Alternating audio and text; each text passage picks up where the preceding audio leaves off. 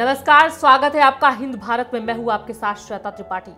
दूसरे विश्व युद्ध का सबसे बड़ा बम जो पोलैंड में मिला था, जब उसे पानी में डिफ्यूज किया गया तो एक बड़ा धमाका हुआ। पोलैंड की नेवी ने बताया कि सभी गोताखोर सुरक्षित है और उनमें से 750 से अधिक लोगों को सुरक्षित जगह पहुंचाया गया। बम डिफ्यूज करने से पहले एहतियात के तौर पर पूरा इलाका खाली कराया गया था। 750 से अधिक लोगों को यहाँ से किसी दूसरे स्थान पर ले जाया गया था। स्वाइनजास्की एक जमाने में जर्मनी का हिस्सा हुआ करता था।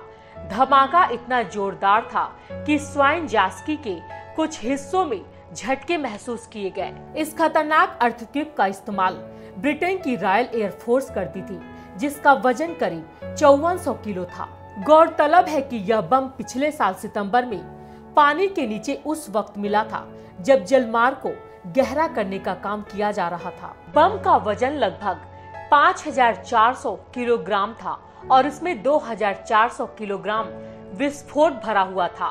8वीं कोस्टल डिफेंस फ्लोटिला के प्रवक्ता सेकंड लेफ्टिनेंट ग्रेजा गोरोस लेवोंडोव्स्की ने कहा कि निष्क्रिय करने की प्रक्रिया के दौरान बम में विस्फोट हो गया। अब वह पूरी तरह से निष्क्रिय हो गया है और भविष्य में उससे किसी तरह का खतरा नहीं होगा। उन्होंने आगे कहा कि जिस समय यह हादसा हुआ, सभी माइन डाइवर खतरे वाले क्षेत्र से बाहर थे। बता दें कि British aeronautical engineer Barnes Wallis द्वारा डिजाइन की गई इस 19 फीट 12,000 LB वाली डिवाइस को टॉल बॉय और अर्थक्वेक बम जैसे नामों से भी पहचाना जाता है। इस बम को ब्रिटेन की रॉयल एयरफोर्स ने 1945 में जर्मन के क्रूजर लुतनों पर हमले के दौरान गिराया था।